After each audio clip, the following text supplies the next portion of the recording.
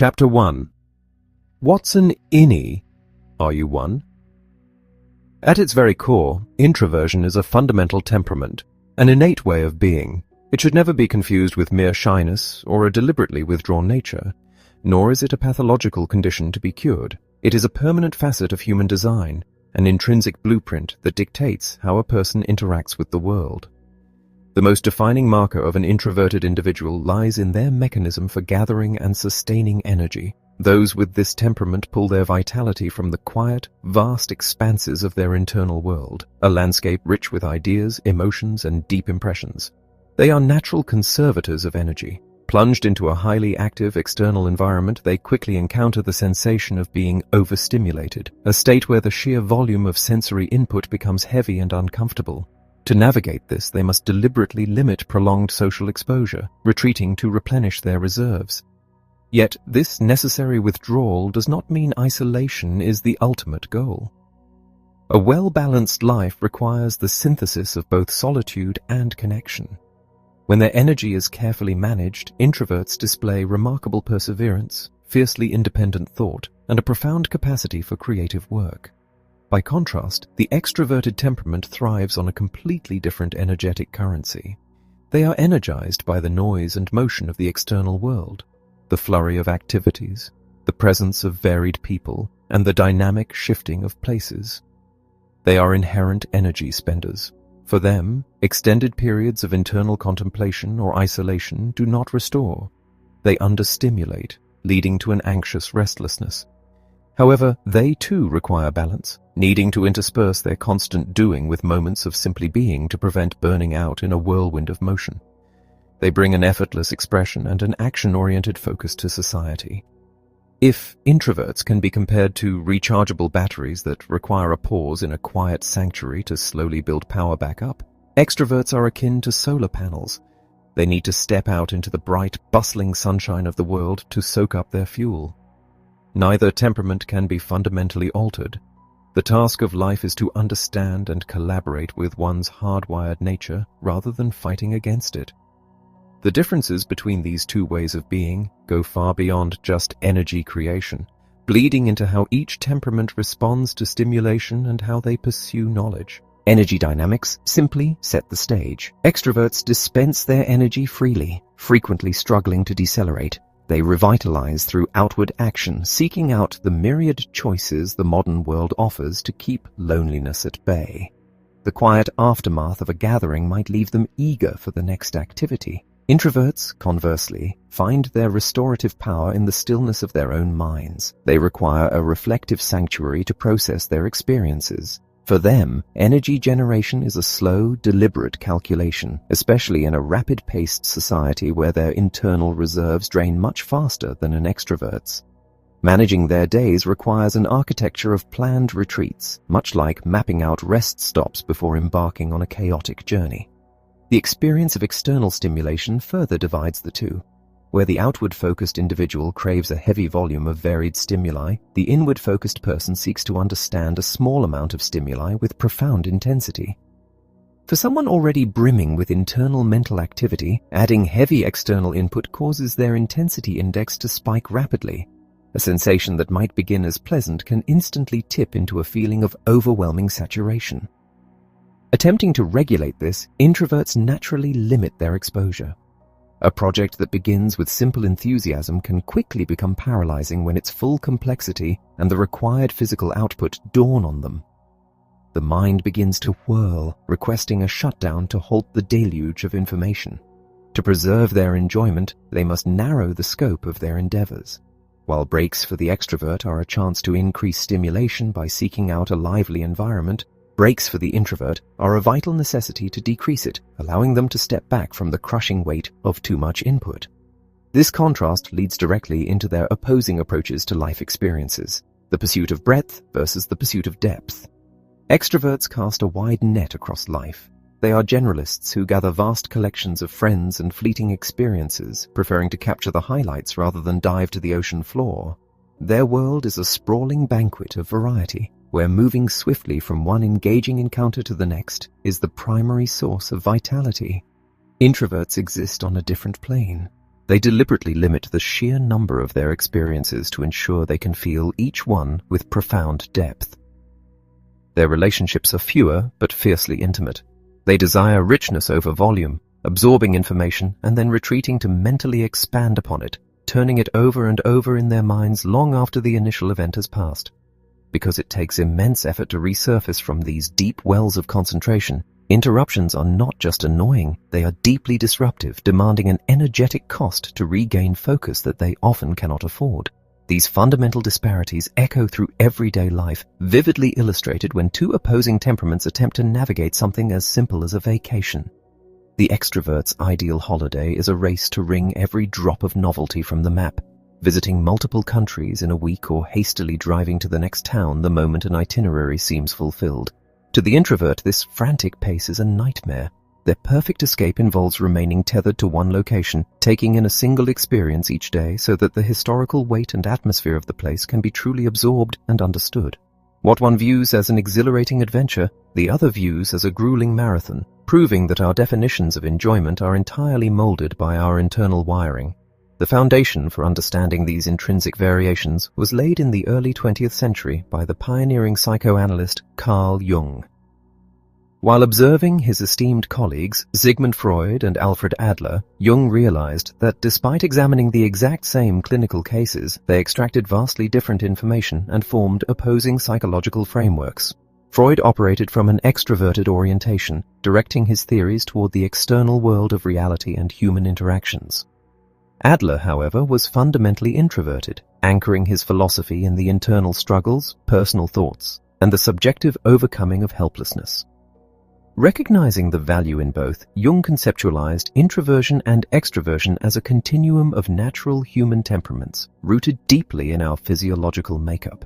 He proposed that each person is endowed with a natural resting place on this spectrum where they function most optimally. To force an individual outside of this innate disposition was, in his view, a violation of their nature that could lead to profound distress. Modern scientific inquiry, particularly extensive studies involving twins raised apart, has strongly validated Jung's early intuitions. These studies reveal that many of our reactions, values, and aversions are not merely the product of shared environments, but are intricately woven into our genetic code. Recognizing one's place on this spectrum is the first step towards self-acceptance. The world is heavily biased toward the extroverted ideal, making it easy to blur one's true nature through a lifetime of adaptation. Yet, the core differences always remain. The extroverted individual thrives in the thick of the crowd, speaking and acting spontaneously, generally energized by the sheer act of participating in the world. The introverted individual observes from the periphery, gathering their strength in quiet moments, needing to rehearse their thoughts and savoring deep, singular connections over a bustling room. When attempting to pinpoint one's true temperament, the most clarifying question is not about social capability, but about restoration. After a prolonged period of activity, does the soul crave the bustling energy of others or the silent refuge of solitude? Even under the sudden pressure of a crisis, this hardwiring reveals itself. The extrovert is propelled forward into immediate action, while the introvert's instinct is to detach, slow down, and process the threat internally before moving. Both reactions and both ways of living are essential. Jung believed that the ultimate goal of a well-lived life was not to possess every trait, but to achieve a harmonious wholeness by deeply understanding and valuing one's unique configuration of strengths and weaknesses. While the aging process gently pulls most individuals closer to the center of the continuum, the world requires the extreme edges to maintain its balance, just as a society needs both logical intellect and emotional compassion to function humanely. It requires the diverse gifts of both temperaments. The extrovert brings the vital momentum of external engagement, but the introvert brings the equally crucial abilities to focus deeply, to foresee the rippling consequences of change, to observe the unseen, and to ground the world in quiet reflection. These are profound advantages, qualities that require a deliberate stepping back from the relentless pace of modern life, proving that the quietest minds often offer the most enduring wisdom. Chapter 2. Why are introverts an optical illusion? The society we live in looks at introversion through a distorted lens, leading to profound misconceptions. Introverts are often viewed as fearful, timid, or purposely antisocial, but this is a deeply flawed optical illusion. To understand the true nature of introverts, we must polish this lens and dismantle the myths that obscure their genuine traits. There is a widespread myth that introverts are fragile, reclusive creatures who spend their lives clinging to the safety of the walls, watching the world pass them by. Yet, an honest look at history and the public sphere shatters this assumption. Many of the most influential, accomplished, and visible figures in the world, from brilliant actors to dynamic television anchors, pioneering scientists to powerful leaders, operate from a profoundly introverted core. They do not shrink from the limelight, but they step into it for entirely different reasons than extroverts do.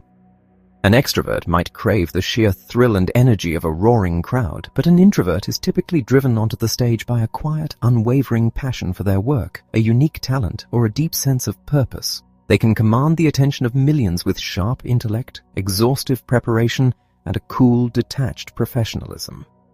While they may navigate public life with remarkable skill, the glare of the spotlight remains a massive energetic drain. Consequently, a highly visible introvert will often balance their powerful public performances with deliberate periods of total isolation to recover. Far from being wallflowers, they are thoughtful contributors who occasionally step onto the world stage and then consciously step back into the quiet to preserve their vitality. The confusion surrounding introversion often stems from the careless way people use terms like shy, schizoid, and highly sensitive as if they were synonymous with being introverted. They are entirely distinct. Introversion is an innate, healthy orientation toward the internal world, characterized by the need to recharge in solitude. Shyness, by contrast, is essentially social anxiety. A shy person experiences an agonizing fear of judgment, rejection, or humiliation when around others. Shyness is not hardwired in the same way temperament is. It is often a learned response driven by a lack of confidence. An extrovert can be terribly shy, craving the energy of the crowd but paralyzed by the fear of interacting with it, just as an introvert can be completely confident in social settings but simply prefer to leave early. The term schizoid refers to a deeply painful psychological condition rooted in severe emotional trauma or neglect, where an individual genuinely fears and avoids human attachment, a far cry from the introvert's natural desire for intimate connection. Finally, being highly sensitive means possessing an exceptionally perceptive nervous system that registers sensory input with overwhelming intensity. While introverts and extroverts alike can be highly sensitive, it is not the defining mechanism of introversion itself. Introverts are frequently indicted by society on two major counts: being self-centered and being antisocial. It is time to examine these charges and ultimately dismiss them. Because introverts require breaks from external stimulation, they frequently pull back to reflect on how a new experience compares to their internal emotional landscape. To an outside observer, this inward retreat looks like self-absorption. In reality, it is the exact mechanism that allows introverts to process the world and cultivate profound empathy. By deeply understanding their own internal reactions, they develop a profound capacity to step into the shoes of others. The accusation of being antisocial is equally misplaced. Introverts are intensely social, but they practice a different form of socialization. While an extrovert thrives on the light, rapid-fire exchange of pleasantries across a crowded room, an introvert finds such shallow interactions entirely depleting. Instead, they seek out substantive, meaningful conversations that nourish their minds and spirits. Conserving their precious energy, they prefer the quiet intimacy of a deep connection with a single person over the exhausting noise of a superficial crowd. In a culture that overwhelmingly praises the quick, spontaneous talker, the thoughtful silence of an introvert is frequently misunderstood. Society equates rapid, aggressive speech with confidence, leadership, and intelligence. The extroverted ideal involves thinking out loud, speaking without hesitation, and dominating the conversation. Introverts simply do not operate this way. They do not talk merely to fill the silence. When an introvert speaks, it is because they have meticulously weighed their thoughts and have something of substance to say. They require time to gather their words, often remaining quiet until they have fully formulated their perspective. Unfortunately, this careful deliberation can leave them feeling intimidated by the relentless verbal barrage of extroverts, causing them to withhold their valuable insights entirely out of fear of taking up too much space or slowing down the rapid pace of the room.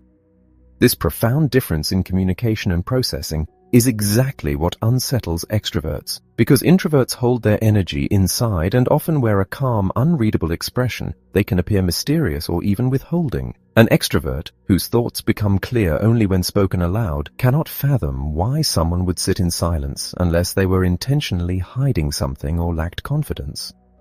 They grow impatient with the introvert's slower, more deliberate pacing.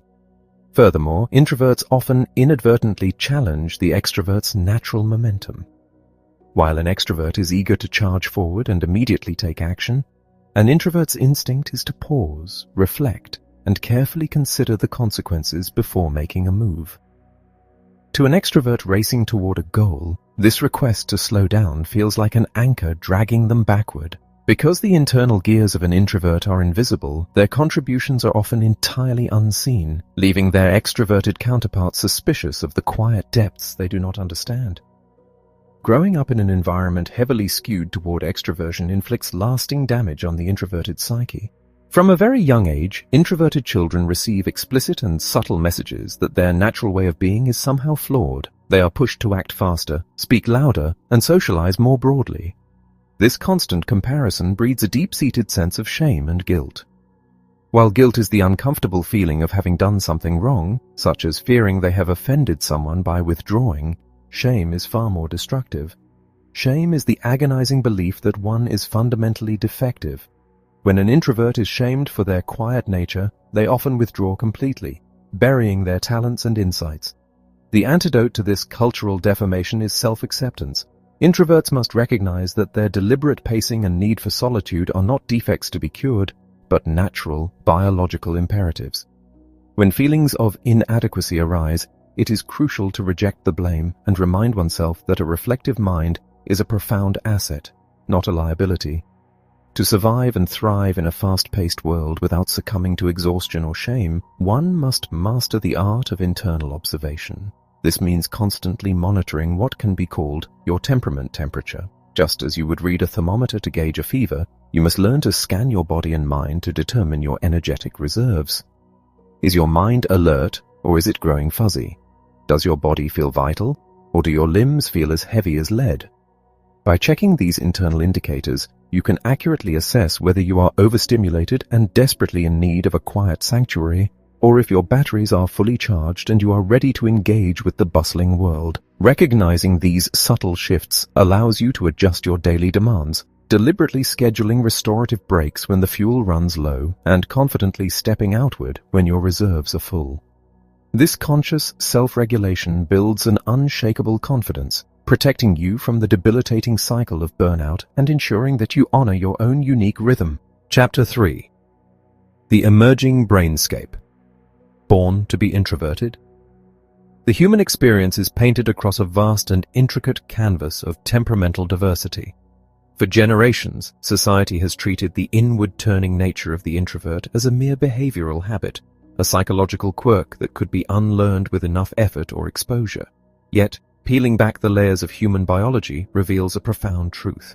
Introversion is not a choice, nor is it a learned defense mechanism. It is a deeply ingrained physiological reality. To understand who we are, we must recognize that every human being is constructed from a remarkably complex recipe. While life experiences, cultural conditioning, and environment add the subtle flavors and spices to our personalities, the fundamental base of this recipe, our temperament, is cast long before the world has a chance to leave its mark. It is an inheritance, quietly woven into the very fabric of our being.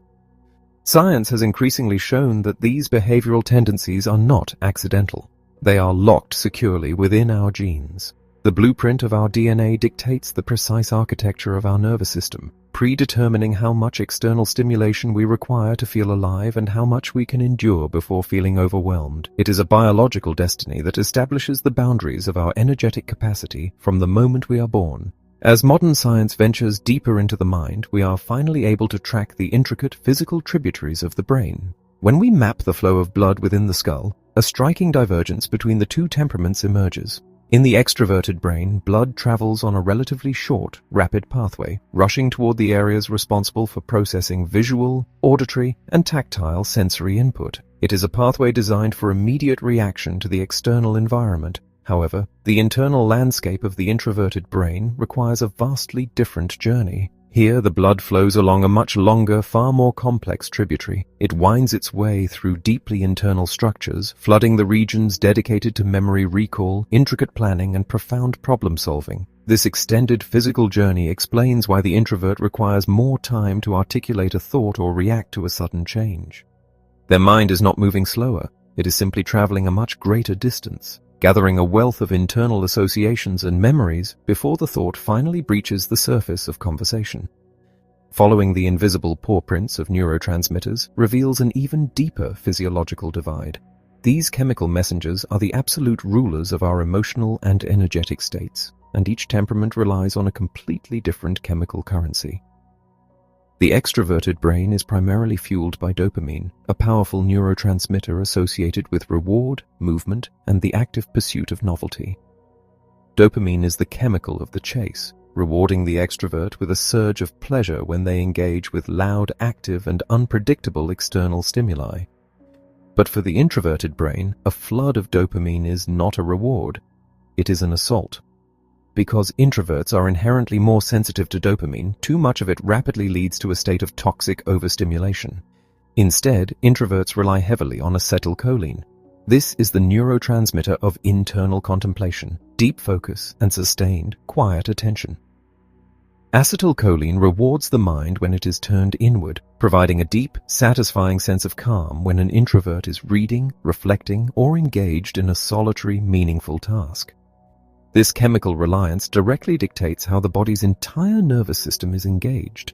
The human body operates on two distinct autonomic gears. The sympathetic nervous system is the mechanism of full throttling ahead. It is the ancient fight-or-flight response, mobilizing the body for immediate outward action. It accelerates the heart rate, pumps adrenaline, and readies the muscles for sudden movement. This is the gear in which extroverts naturally thrive, burning massive amounts of energy to meet the world head-on. Conversely, the parasympathetic nervous system is the system of throttling down. It is the domain of rest, digestion, and energy conservation. It slows the heart, deepens the breath, and redirects blood flow away from the extremities and back into the core and the brain. This is the introvert's natural domain.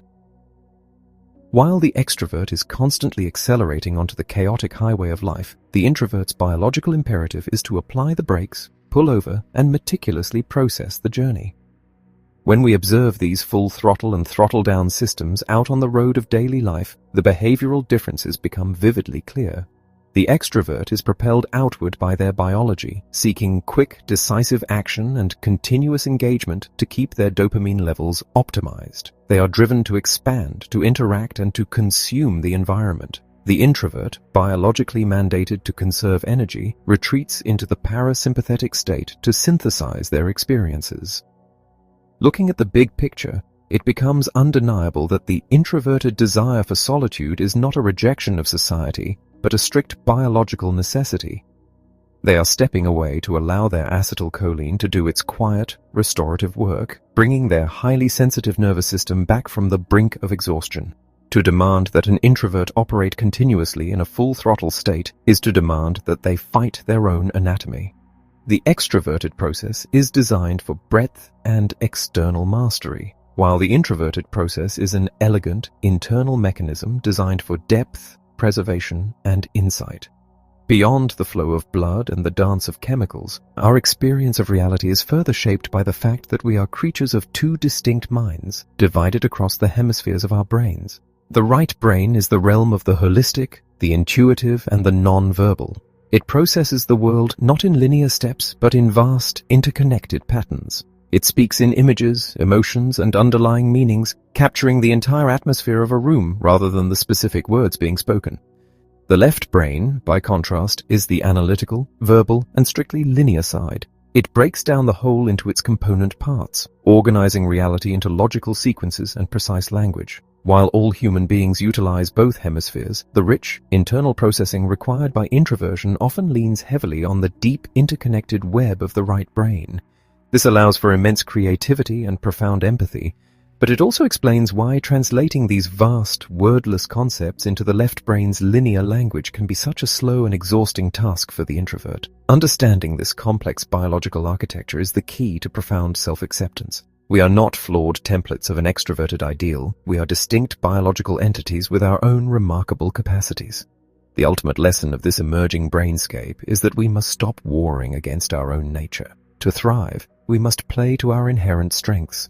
We must honor the long, intricate pathways of our thoughts, respect our nervous system's demand to throttle down, and embrace the quiet, restorative power of our unique chemical makeup. By aligning our daily lives with our physiological reality, we transform our introversion from a perceived burden into a profound biological advantage. Chapter 4. Relationships. Face the music and dance. Stepping into the realm of human connection requires a profound understanding of our internal rhythms. As we transition into the second major movement of this work, we find ourselves navigating the extroverted waters, a vast and often turbulent ocean for those who draw their strength from within. This fourth chapter confronts the intricate choreography of intimacy, exploring how the inward-focused temperament negotiates the complex demands of human partnership. The initial foray into romance, the act of dancing into dating, presents a formidable challenge for the energy-conserving mind. The modern courtship ritual is inherently performative, demanding a rapid, highly visible expenditure of vitality. It asks individuals to step onto a chaotic, unpredictable floor, projecting outward charm, immediate availability, and effortless conversational agility. For those wired for quiet depth, this is not a natural or comfortable rhythm. It feels less like a joyful waltz and far more like an exhausting marathon designed for a completely different biological constitution. To survive this demanding arena without retreating entirely, the approach cannot be sudden or spontaneous. It necessitates gradually gearing up to meet someone new. The introverted individual must meticulously prepare their internal landscape long before stepping out into the social wilderness. This involves consciously banking energy in the days prior, understanding personal physiological limits, and setting strict, immovable parameters for how much external stimulation will be tolerated on a given evening. It is the careful, necessary tuning of a complex instrument before the chaotic performance begins. Once engaged, the dating process itself often feels completely misaligned with the introvert's natural strengths. It heavily favors the quick, superficial exchange of information, small talk, rapid banter, and immediate judgments made over loud music or in crowded, stimulating venues. The inwardly oriented individual craves profound depth, seeking to plunge directly into meaningful philosophical or emotional waters. The shallow, requisite banter of early courtship is therefore not just annoying, it is deeply draining, costing immense energetic currency for very little substantive reward. Inevitably, this journey leads to moments when personality types collide. The magnetic pull of opposites is a deeply documented phenomenon. The quiet, analytical observer is often entranced by the vibrant, effortless energy of the social initiator, while the outgoing soul finds a grounding, peaceful sanctuary in the calm depths of their quieter counterpart. Yet this initial, romantic fascination can quickly give way to profound friction when their fundamental biological imperatives, the outward need to expand and engage versus the inward need to retreat and process, clash within the unavoidable confines of a shared life. These temperamental collisions manifest in highly specific ways depending on societal roles, creating unique dynamics such as the innie male with outie female, the challenging couple. Traditional cultural expectations heavily pressure men to be the aggressive initiators, the socially dominant forces in any pairing. When a contemplative, energy-conserving man partners with a highly expressive, outward-facing woman, both face immense external judgment and internal confusion. The man may feel constantly inadequate against loud societal benchmarks of masculine extroversion, while the woman may terribly misinterpret his biological need for withdrawal as a lack of affection, ambition, or drive. To rescue a relationship from this exhausting friction, the couple must radically alter their movement, going from slam dancing to soft shoe. They must stop violently colliding against each other's immovable boundaries and learn a gentler, far more accommodating rhythm. This requires the extroverted partner to truly internalize that silence is not a form of rejection, and the introverted partner to understand that an invitation to socialize is an expression of love and vitality, not a deliberate trap designed to drain their reserves. Achieving this lasting harmony means meeting the challenge of a new pattern. It demands the conscious, deliberate dismantling of old assumptions and fairy tale expectations. The couple must architect a shared existence that honors two vastly different physiological realities. They must forge a home environment that successfully offers both a lively space for necessary engagement and an impenetrable, respected sanctuary for silent, vital restoration.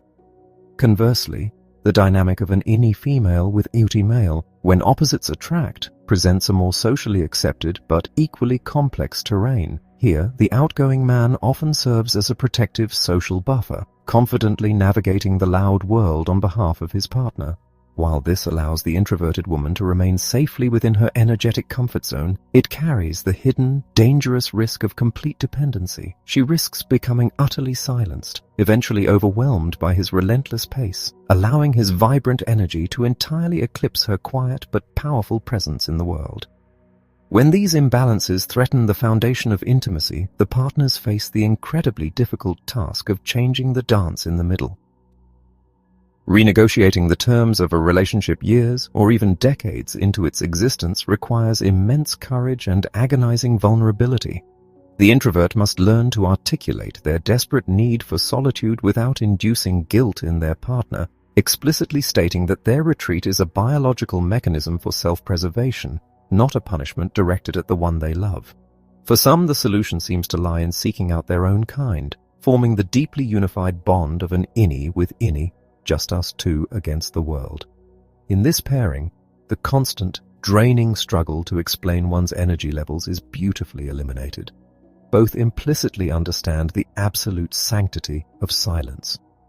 A weekend spent entirely at home, reading in separate rooms, is mutually recognized as a perfect romantic ideal rather than a failure of connection. The danger here, however, is not friction, but a profound and creeping isolation. Without the outward pull of an extroverted partner, this dual introvert pairing must actively and constantly work at getting unstuck from the rut. A relationship closed off entirely from the external world risks intellectual and emotional stagnation. They must deliberately schedule uncomfortable incursions into the chaotic outside world, forcing themselves to experience novelty and gather new stimuli, ensuring their deep internal wells do not dry up from a severe lack of fresh outside input. Ultimately, enduring love between differing temperaments is a masterpiece of couple choreography. It is the intricate, deliberate negotiation of space, closeness, noise, and silence. It requires both partners to fiercely memorize each other's temperamental tells, knowing exactly when to gently push for engagement to prevent isolation, and when to respectfully step away and allow the restorative power of solitude to do its vital, necessary work. At the absolute pinnacle of this relational mastery is the triumph of mind over chatter. True intimacy for the inward-focused soul does not exist in the continuous, exhausting noise of constant communication. It is found in the profound, silent understanding that exists between two people who have learned to perfectly translate each other's quietness. It is the beautiful realization that love is not measured by the sheer volume of words spoken, but by the depth of the presence felt when no words are spoken at all. Chapter 5. Parenting. Are they up from their nap? Already. The journey of raising a child brings the profound realization that we do not write upon a blank slate. Rather, we are handed a complex, pre-written biological manuscript. The task of parenting is not to erase this manuscript, but to read it carefully and help the child understand their own story. The initial crucial step in this process involves observing the raw, unpolished behaviors of early childhood to determine whether the child draws their vitality from the internal world or the external one. Observing a child after a highly stimulating event, such as a long day at school or a chaotic birthday party, offers the clearest window into their innate wiring. If the child returns home vibrating with stories, desperate to continue playing, and seemingly fueled by the noise they just left, they are heavily leaning toward the outward orientation. However, if the child returns home and immediately seeks refuge, perhaps retreating to their room, becoming uncharacteristically quiet, or reacting with sudden irritability to minor demands, they are clearly operating from an inward orientation. Recognizing this fundamental difference is the absolute bedrock of supportive parenting, preventing the dangerous mistake of treating a biological necessity for rest as mere defiance or antisocial behavior. To truly nurture an inwardly focused child, a parent must develop a profound empathy for a nervous system that registers the world at a deafening volume. These children absorb their environments deeply. A classroom is not just a room of peers, it is an overwhelming symphony of bright lights, unpredictable movements, loud voices, and constant social demands. By the time they cross the threshold of their home, their cognitive and emotional bandwidth is frequently entirely depleted. They are not being difficult when they refuse to answer questions about their day. They are in a state of sensory overload, desperately trying to power down their overloaded circuits. Because of this intense permeability to their environment, creating a physical sanctuary within the home is not a luxury for these children. It is a strict physiological requirement. They require a designated territory that is entirely under their control, a quiet harbor where the unpredictable chaos of siblings, television, and household noise cannot reach them. This space does not need to be expansive, but it must be respected by the entire family as an interruption-free zone. When the child retreats to this space, their brain is finally allowed to shift into the restorative parasympathetic gear, allowing acetylcholine to repair the frayed edges of their overstimulated nerves. Equally as important as providing physical space is the necessity of granting them temporal space. When asked a question or faced with a new transition, these children must travel deep into their long-term memory to formulate a response. If a parent demands an immediate answer or peppers them with rapid-fire inquiries, the child's processing center simply jams. They freeze, overwhelmed by the pressure to produce outward speech before their inward sorting is complete. Parents must learn the incredibly difficult art of the pregnant pause. Waiting silently after asking a question gives the child the essential runway they need to gather their thoughts and offer a response that is genuine, rather than a panicked reaction designed merely to stop the interrogation. This dynamic becomes agonizingly complex when an outwardly focused, highly energetic parent is tasked with raising a quiet, inward-leaning child. The parent, whose own childhood was likely defined by joyous, chaotic group activities and a constant desire to be in the center of the action, looks at their solitary child with a rising sense of panic. They fear the child is depressed, unpopular, or missing out on the vital experiences of youth. Driven by love, the parent instinctively attempts to fix the child by aggressively pushing them into team sports, large playdates, and constant social activities. This well-intentioned push, however, feels like an assault to the child. It communicates a devastating underlying message. The way you naturally exist is wrong, and you must perform as someone else to be acceptable. The parent must undergo a radical shift in perspective, recognizing that the child's rich inner life of drawing, building, or reading is just as valid and joyful as a loud game of soccer. Conversely, the household faces a completely different kind of exhaustion when the temperaments are reversed. The quiet, contemplative parent often finds themselves physically and emotionally drained by the relentless energy of an outwardly focused child. This child processes the world by talking continuously, touching everything, and moving constantly. For the parent who requires absolute silence to hear their own thoughts, the child's mere presence can feel like a battery-draining alarm going off without pause. The survival strategy here relies on creative delegation and structured boundaries. The parent must enlist the help of organized activities, playgroups, and energetic relatives to burn off the child's endless fuel while simultaneously teaching the child the concept of quiet time.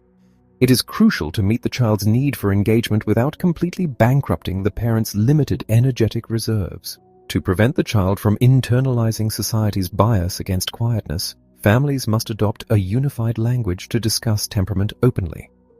Explaining to a young mind that they have a special kind of battery, one that charges in the quiet but drains in the crowd, gives them a powerful, non-judgmental framework for understanding their own sudden drops in energy. It removes the sting of feeling weird or broken. When children are given the vocabulary to say, "My battery is running low," they learn the invaluable life skill of self-advocacy. They begin to view their need for solitude not as a shameful secret, but as a normal, biological routine, much like needing a glass of water or a good night's sleep. This understanding is particularly vital when dealing with minds that operate at an accelerated pace. A significant overlap exists between introversion and high intellectual giftedness. These children often experience asynchronous development, where their intellectual capacity far outstrips their emotional regulation or social stamina. Their minds are capable of grasping vast, complex concepts, making them intensely sensitive to global issues, fairness, and existential questions. This profound depth of thought requires massive amounts of internal processing, making them even more susceptible to sudden burnout. They may struggle deeply in traditional school environments where rote memorization and constant group work are prioritized over deep, solitary contemplation.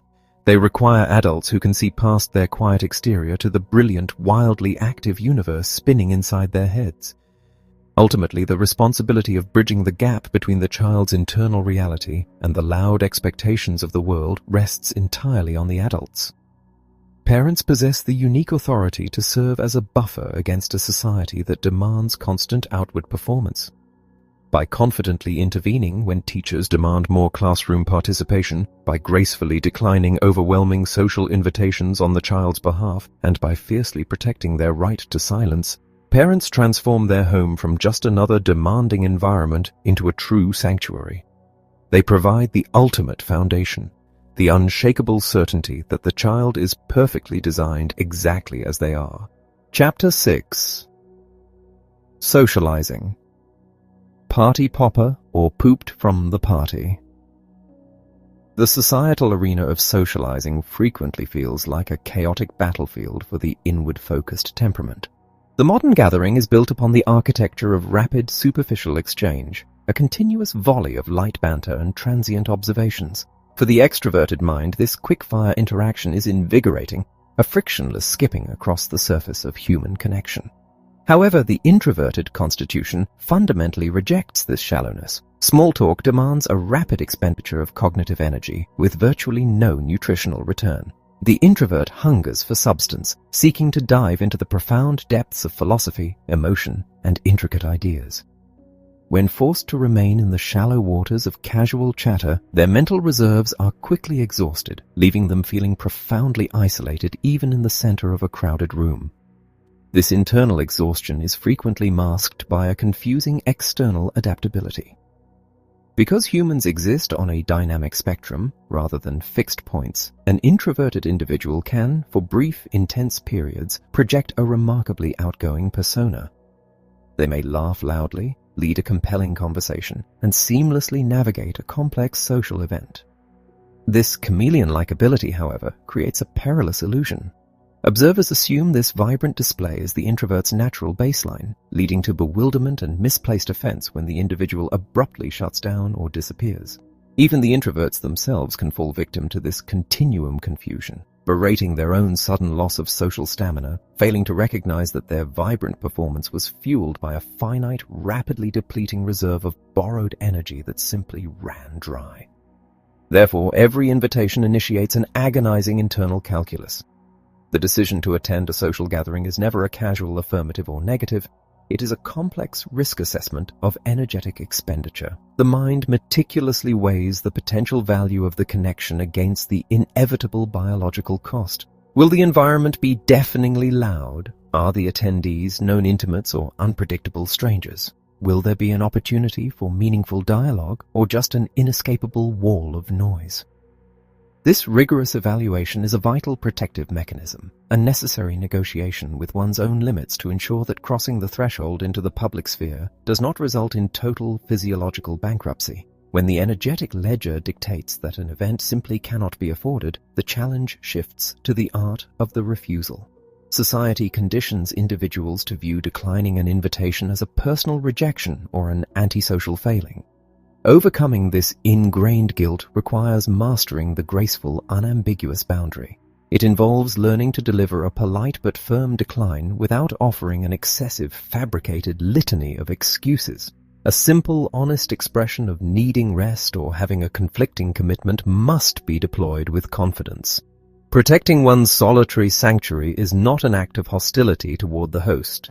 It is an act of essential self-preservation that must be unapologetically maintained. If the decision is made to venture into the social arena, preparation becomes paramount. Entering a gathering without a strategy is akin to stepping into a storm without shelter.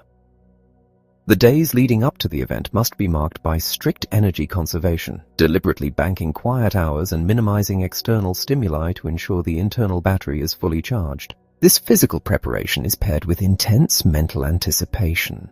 The introvert visualizes the venue, mentally mapping out potential quiet zones, estimating the crowd size, and preparing a few anchoring topics of conversation. This proactive mental rehearsing reduces the shock of the unpredictable, transforming a chaotic environment into a navigable landscape. Navigating the actual event requires the deployment of subtle, highly effective survival maneuvers. Rather than arriving at the chaotic peak of the evening, slipping in early allows one to acclimate to the space and establish connections before the overwhelming noise fully materializes.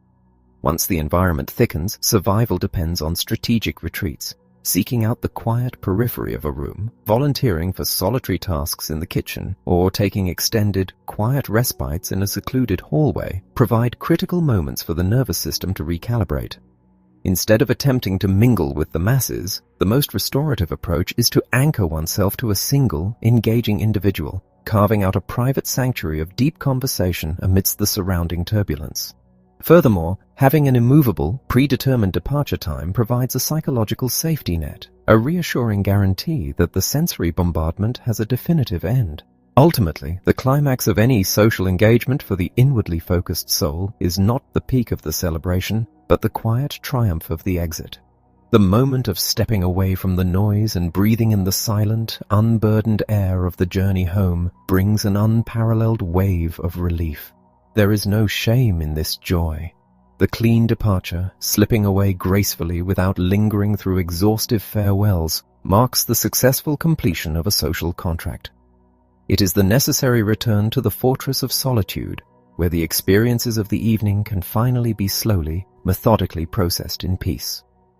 This delicate balance is violently disrupted during the festive seasons. Holidays operate as an inescapable cultural centrifuge, demanding participation in an endless, relentless sequence of gatherings, obligations, and forced joviality. The societal expectation dictates that one must operate on an automatic pilot of perpetual celebration, blindly moving from one event to the next. For the introvert, this concentrated period of high-stakes socializing is profoundly dangerous. The sheer volume of mandatory cheer rapidly strips away boundaries, leading to deep, cumulative burnout. Surviving the holidays requires forcefully seizing the controls, deliberately breaking the cycle of automatic attendance, and radically redefining celebration to include profound, restorative stillness alongside chosen, meaningful interactions. In the end, existing within a loudly demanding society requires an unshakable commitment to honoring one's own biological rhythm. Socializing should never be a grueling endurance test or a performance designed solely to placate the expectations of an extroverted world.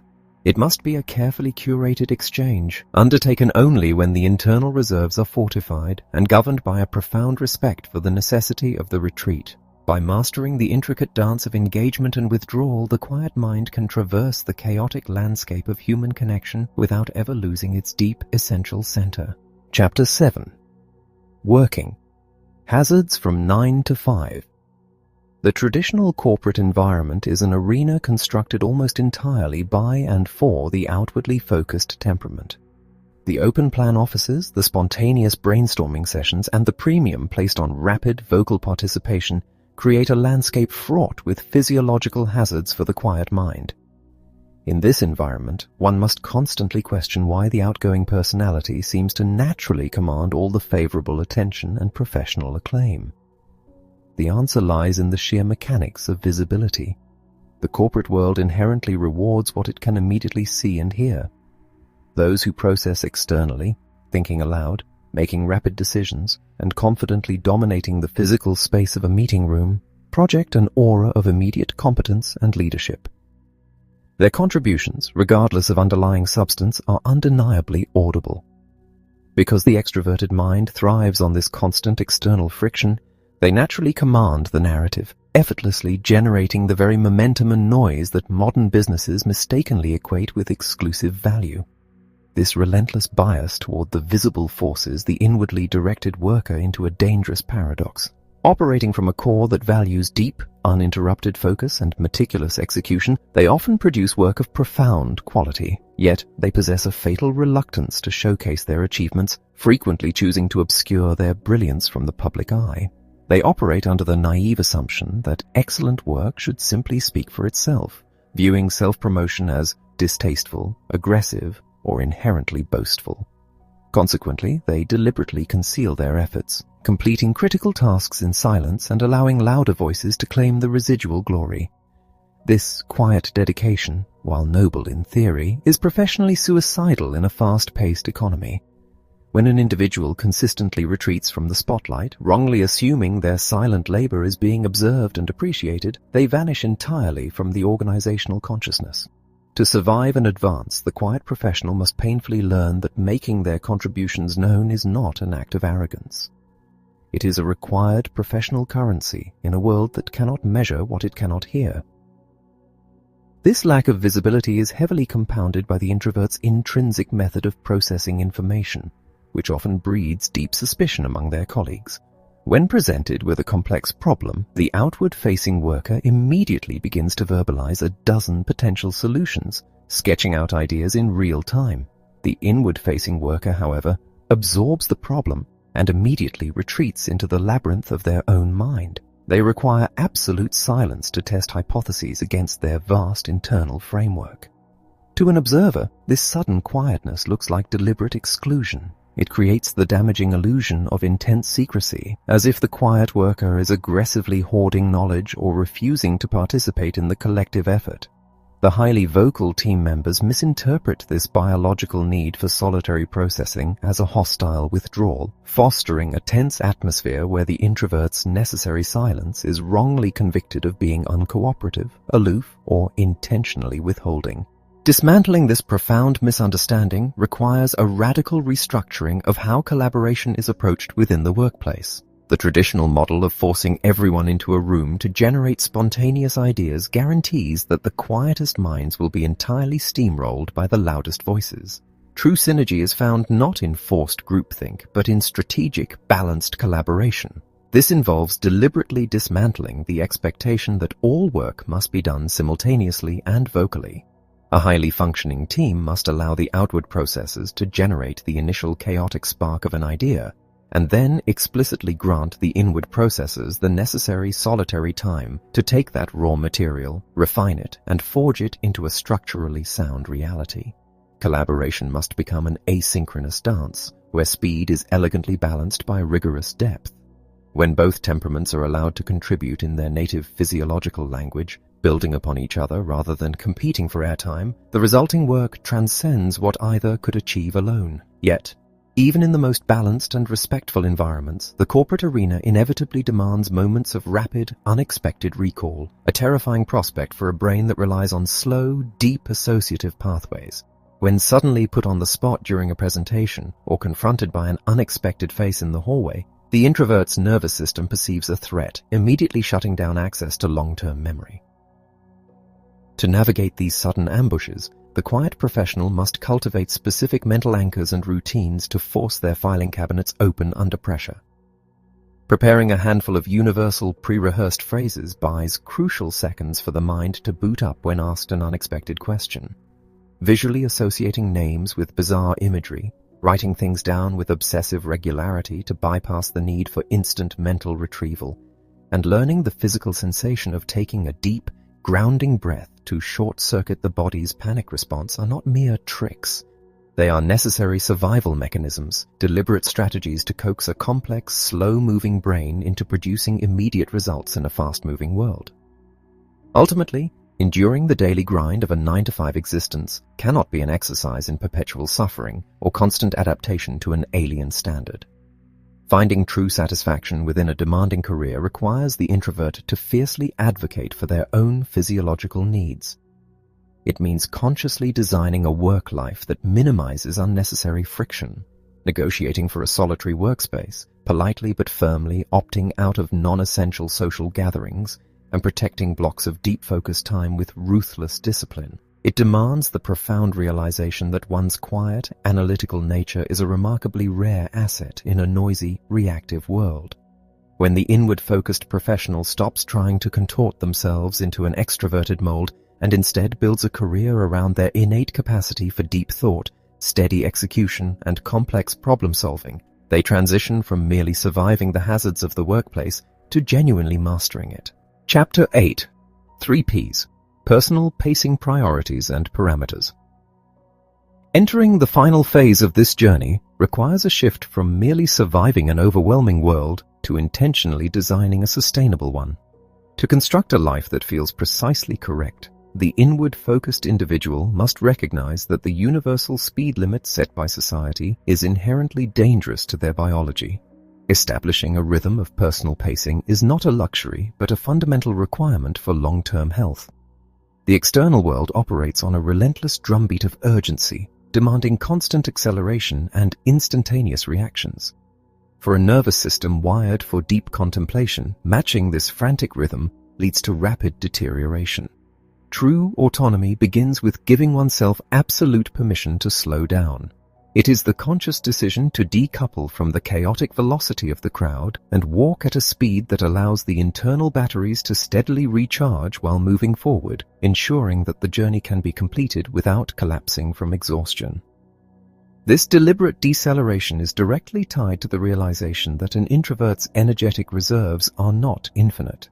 They operate as a limited edition. Unlike those who seem to generate boundless power by throwing themselves into endless social and professional commitments, the quiet mind draws from a finite daily well. Every interaction, every sensory input, and every demanded task withdraws precious currency from this account. Viewing one's energy as a rare, highly valuable commodity changes the entire approach to daily living. It strips away the guilt of not doing enough and replaces it with the strategic mindset of an investor. Recognizing this inherent limitation is an act of profound self-awareness, an acknowledgement that because the supply is strictly capped, it must be fiercely guarded and spent only on pursuits that offer genuine, restorative returns when the sheer volume of daily expectations threatens to overwhelm this limited capacity.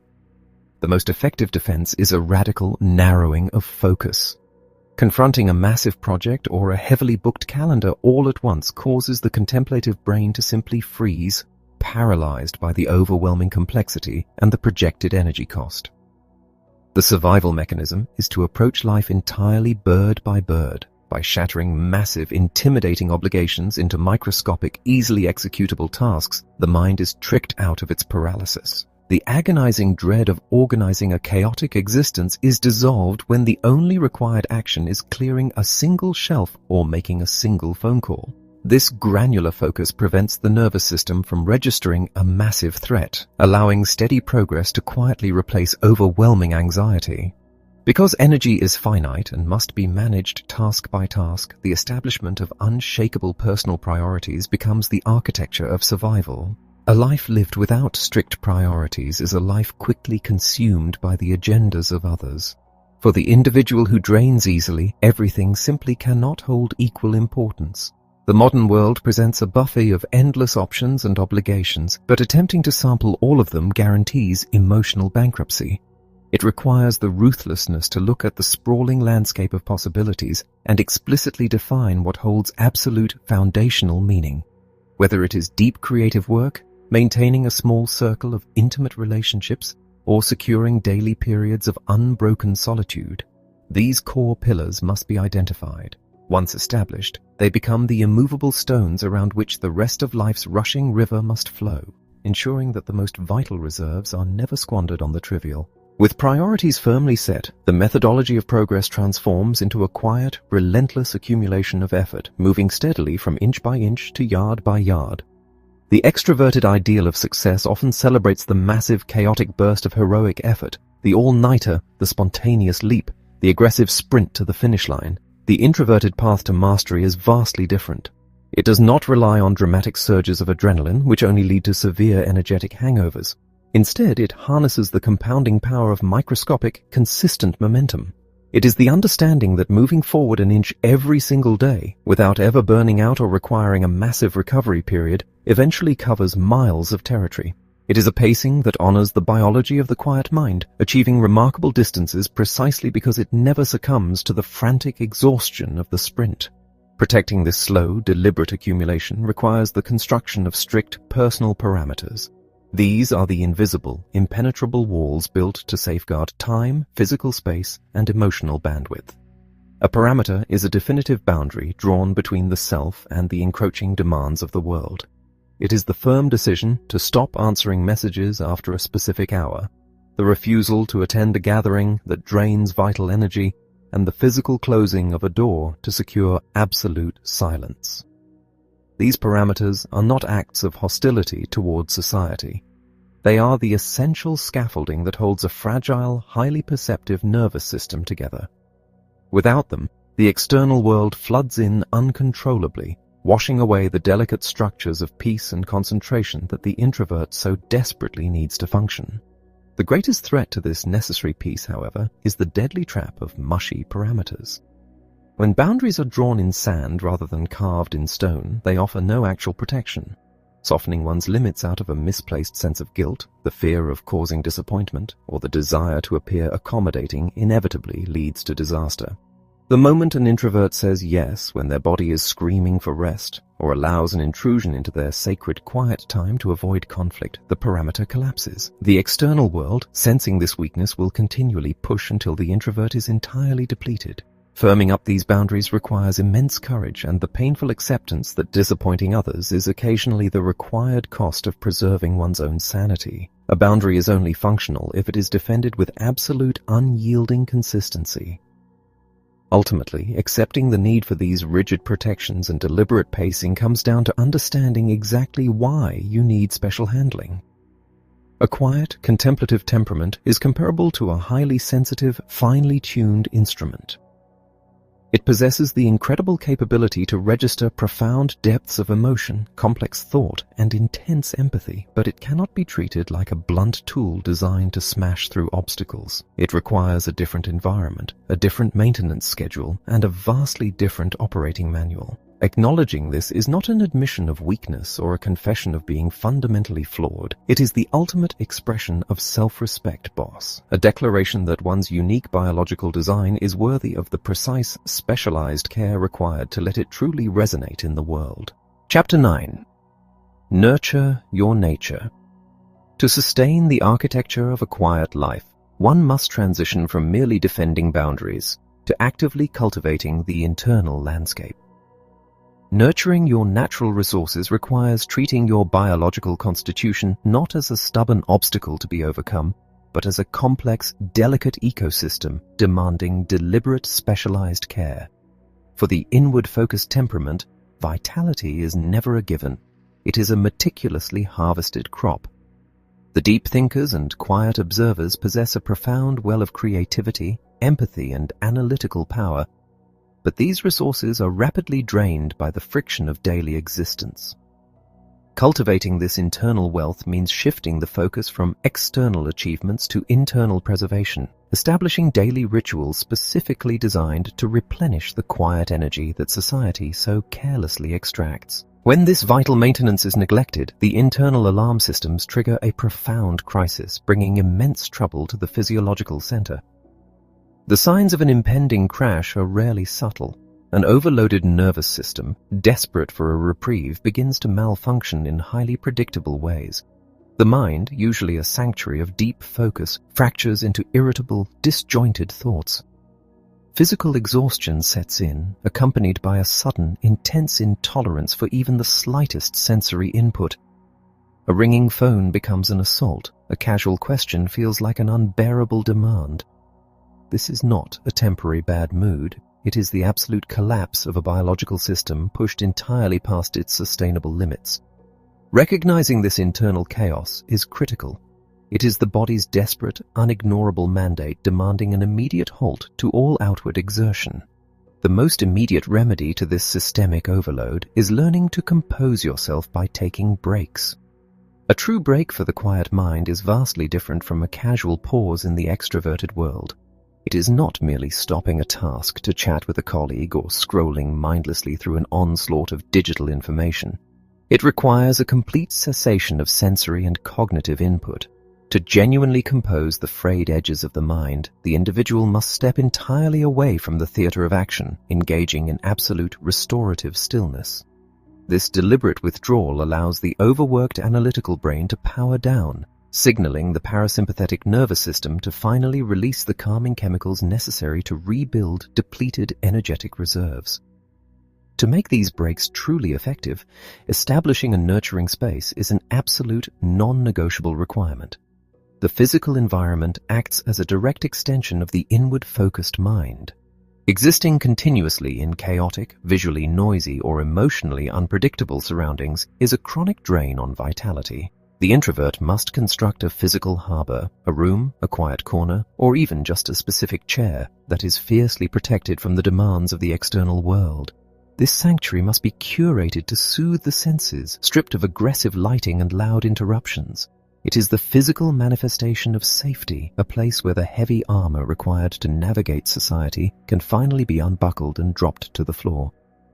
Within this protected environment, the strategic introduction of musical moments can act as both a profound balm and an impenetrable shield.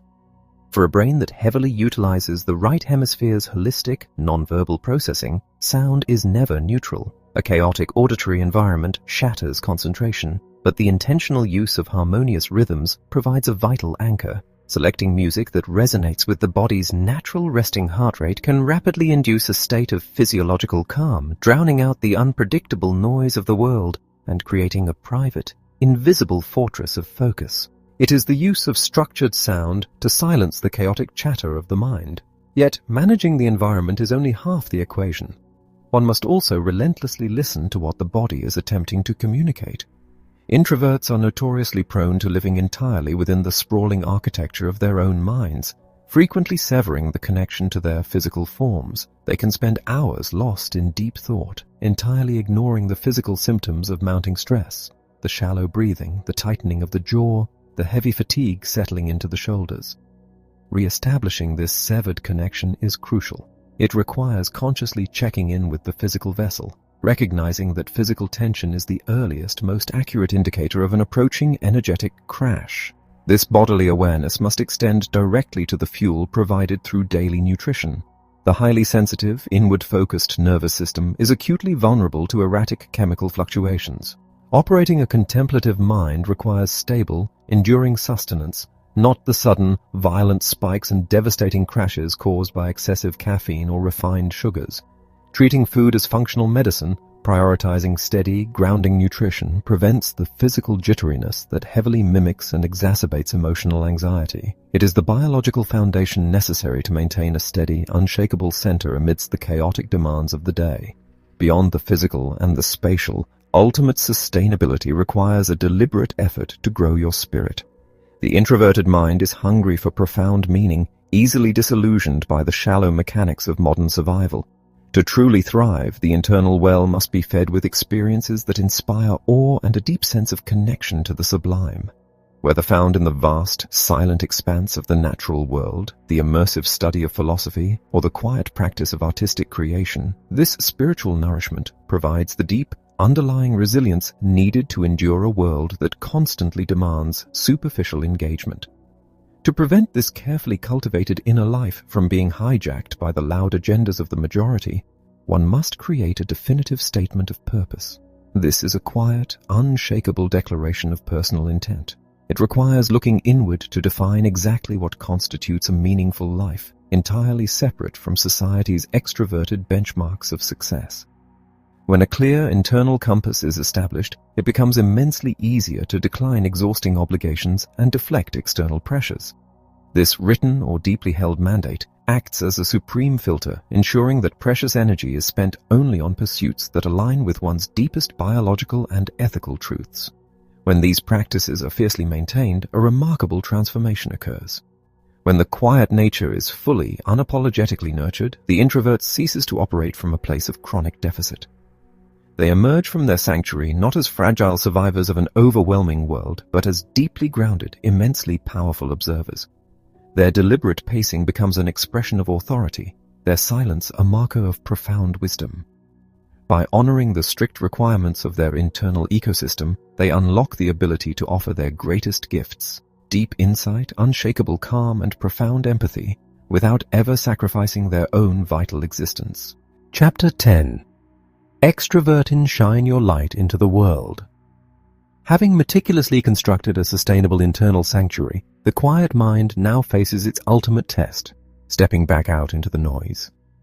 The goal of understanding one's inward-focused biology is never to justify a life of total seclusion. A life lived entirely behind high walls quickly stagnates, leading directly to the illusion of comfort zone.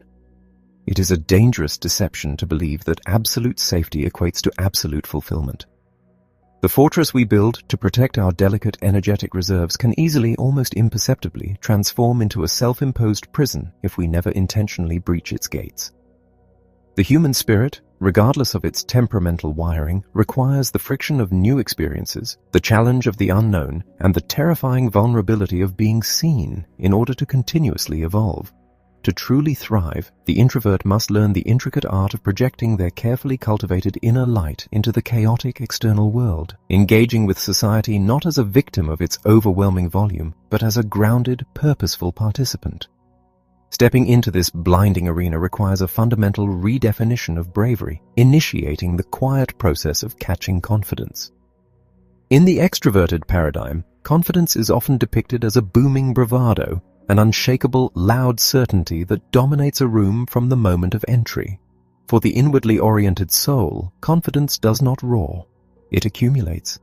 It is caught in small, deliberate moments of successful outward engagement. It is the quiet internal nod of satisfaction when a boundary is successfully defended, when a difficult truth is calmly spoken in a crowded meeting, or when a chaotic social event is navigated and exited precisely on one's own terms. This breed of confidence is not a mask worn to disguise fear. It is the deep, unshakable bedrock of knowing that one's nervous system can endure the overwhelming tide of the world, and more importantly, that it knows exactly how to recover once the tide recedes. As this quiet courage builds, it is vital to remember the absolute power of singularity, the truth that one is enough. Society's relentless demand for volume, more friends, more networking events, more constant, visible action, frequently paralyzes the contemplative mind. The pressure to conquer the entire room leads to immediate physiological shutdown. The antidote is to radically shrink the objective. A profound impact does not require a massive audience. Offering one brilliant, well-considered idea in a meeting is enough. Forging one deep, authentic connection at a sprawling, chaotic gathering is enough. Taking one bold, outward action a day is enough to break the inertia of isolation. By focusing entirely on the depth of a single interaction rather than the exhausting breadth of many, the introvert effectively bypasses their own biological alarm system, achieving profound external resonance without triggering an internal collapse. To systematically execute these singular actions, one must adopt a tactical approach, utilizing 7 strategies for extroverting. These are not attempts to fundamentally alter one's personality. They are conscious, deliberate tools used to momentarily extend one's energetic tether into the high-stimulation environment safely. They serve as a specialized survival manual for navigating the demanding terrain of a world that never stops moving. Within this tactical framework, immediate survival frequently depends on mastering strategy 2. Quick calm your inner irritations.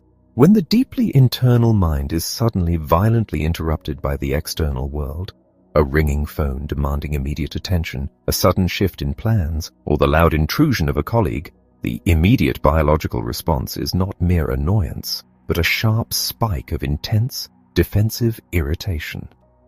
The nervous system registers the sudden demand as a hostile assault. Before this irritation spirals into a full-blown verbal retreat or an aggressive shutdown, it must be intercepted. This requires a practiced, instantaneous physical reset.